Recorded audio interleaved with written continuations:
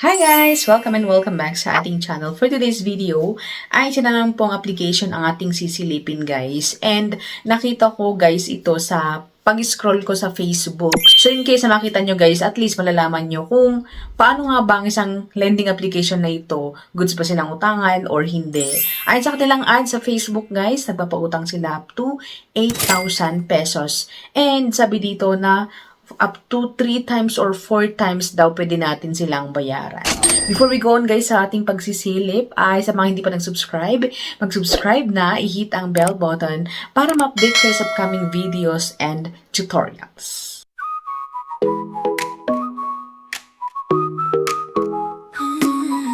Alright, so yun nga guys, at ating titignan guys, ang nakita ko sa Facebook. So habang nag-scroll ako, tumitingin ako ng mga loan application na pwede kong i-share sa inyo, ay nakita ko ang application na ito. Sabi dito sa kanilang ads, estimated for every 30 days. Wow, diba? Very promising. And up to 3 times na payment or 4 times.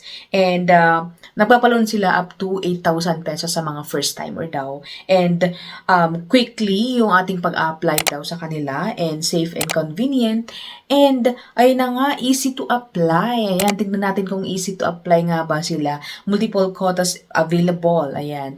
So ang ating hotspot for today's video ay si Peso Breed online lending application, powered by Loan Philippines and Loan Quick. Ayan. So, makikita nyo guys ito sa App Store. Ayan. So, pwedeng ma-download siya sa App Store. Wala po siya sa Google Play Store.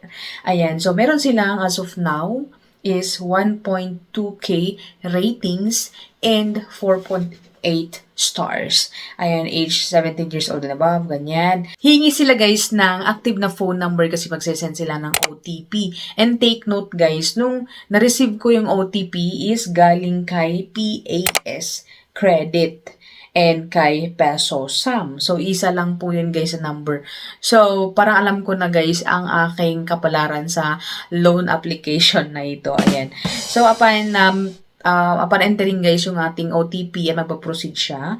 Ayan, wala pa yung sasabihin kung magkano ating unang loan. Click lang natin yung apply. Ayan, and hingi sila mga personal information like yung province residence, city residence, residential address, postal code, educational level, marital status, and name of children. And of course, yung living condition kung nag-rent ba tayo or hindi. And then yung work information. So, profession, how long have you been here, and yung salary. So, dito sa professional or profession is nilagay ko na lang na unemployed, pero kahit unemployed po ang lalagay natin guys, ay maglalagay po tayo ng how long have you been here, monthly salary, ganyan. And then next is yung ating emergency contacts. O diba, apakabilis daw. So nangangailangan lamang sila ng 3. Ayan, 3 yung emergency contact dito.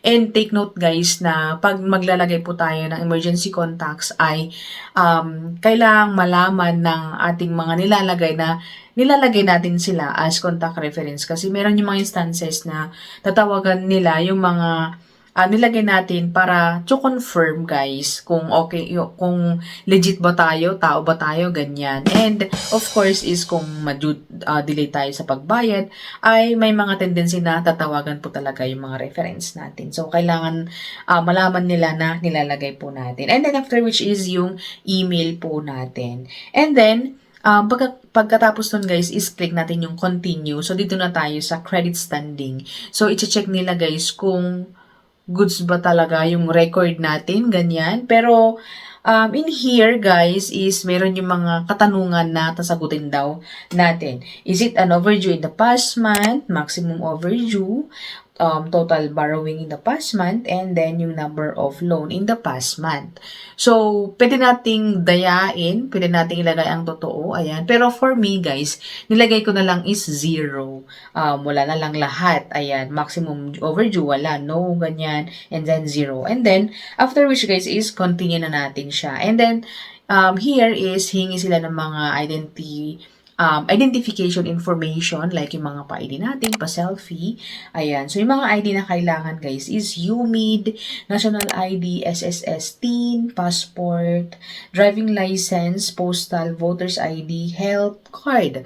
So, yun lang po ang pwede dito. Ayan. So, for me, nilagay ko na lang is TIN ID. Ayan. And then, pagka-picture guys, ang ating ID is automatic na makaka-capture po yung ating information and hindi po natin siya ma-edit. So, beware guys na mag-check muna tayo ng mga application na gaya nito or yung mga iba't ibang lending application para sa ganun, hindi po tayo basta-basta magbibigay ng mga IDs po natin. Kasi once na pick up ng system nila, hindi po natin mabubura. Ayan. So, yun guys, nakuha na yung information natin. So, click natin yung continue and then yung pa-selfie na. Okay? So, dito guys, sa ating pa-selfie, ayan. So, dito tayo nagka-problema. As you can see, ayan. Sabi dito na, verification failed. Please try again. So, ginawa ko na ang lahat-lahat. So, nasabi ko na kanina na parang alam ko na yung aking kapalaran. Kasi nga guys, di ba sa PAS ba yun or sa PesoSam, is hindi po tayo approve sa kadahilan ng, dito rin guys, na sa selfie. Hindi ko alam kung hindi ba clear. Kasi sinubukan ko multiple times, pero hindi pa rin siya nag-approve. Ayan. So, verification failed. So, kinabukasan guys, inulit ko ulit siya. And, yun na nga talagang hindi po siya nagpo-push through.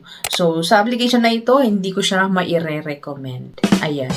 So, hindi ko po siya maire-recommend. Huwag niyo po munang i-download ang application na ito guys. Kasi for sure, 7 days din lang siya. Anyway, balikan natin yung application sa App Store. Tignan natin. Sabi dito guys, ratings and reviews. So, magtitingin tayo ng mga ibang ratings or yung sinabi ng mga ibang nakasubok na dito sa application na ito. So, sabi dito, mas maraming 5 stars. Ayan. And dito sa baba niya, be careful. They only gather information. So, yun na nga sinasabi ko. Be careful. Be careful, they only gather your personal information and collect your verification IDs. Ayan. They don't even have valid process of doing loan review. If you don't want to get your information, they can do not upload this application. Same system as NU credit. This application is not legit and not registered under SEC. Will definitely be harassed once again and threaten your contacts. And sabi mo, when I submit my application, it shows that I'll be paying the amount almost equal, divided in 3 months. Then when I receive the money, first installment, it's almost, and if you're paying the entire amount, this company is a big scam. So, yun na nga po, sinasabi ko na kanina na hindi ko siya ma-recommend. So, wala akong makita dito guys na magandang review. Though, syempre, mas maraming 5 stars kasi baka pag na-download nyo, automatic na mag-rate kayo bago nila i-approve yung ating, ang yung loan. Pero dito guys, hindi ako nag-push through dun nga. So, ayun, marami akong nakita dito na negative yung sinasabi. Ayan. Though madami din yung 5 star, pero hindi ko siya sure kung legit ba yung nagbigay ng 5 star na ito. Ayan.